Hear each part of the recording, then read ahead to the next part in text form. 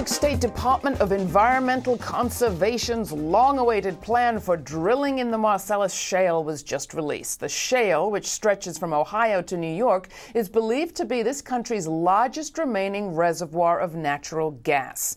Drilling's already begun in Pennsylvania and West Virginia, and there have already been reports of contaminated wells. A recent EPA study found evidence of toxic chemicals in hydraulic fracturing in wells drilled in Wyoming.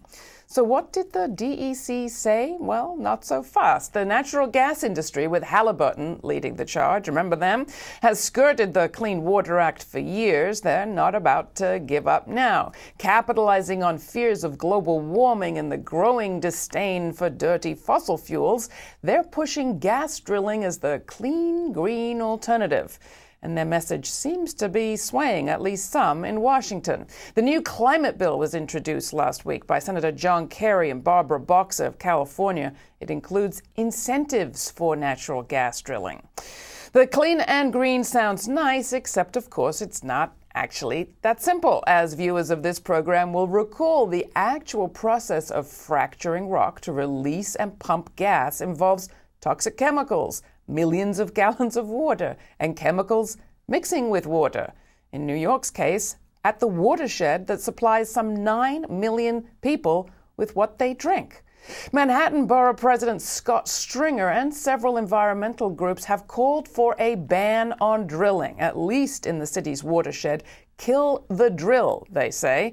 By their opinion, the risk is just too great. The DEC, however, well, in its 800-page review, they require companies to disclose the chemicals they're using, but there is no ban. Reassured? Neither was Scott Stringer. Pennsylvania and Colorado had special permits and buffer zones too, and human error still resulted in pollution of fresh water there. Want to know more about drilling? Check out our July 21st show at GRITtv.org. Meanwhile, there is a comment period at the DEC. It'll run through November 30th. Groups like those who we've had on this program say it's another opportunity for the public to get involved. Don't sit quiet now and complain later, they say. Pour yourself a nice, clear, cool glass of water and make a comment.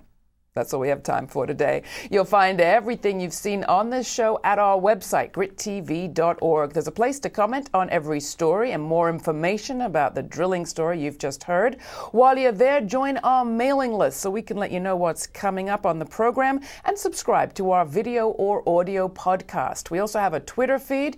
You can follow GRITtv or me on Twitter and become a supporter. We're broadcasting commercial-free thanks to you across the United States on Free Speech TV, Dish Network Channel 9415, and you can ask for us on your cable or your public television station. Turn your friends onto our program. Thanks for watching.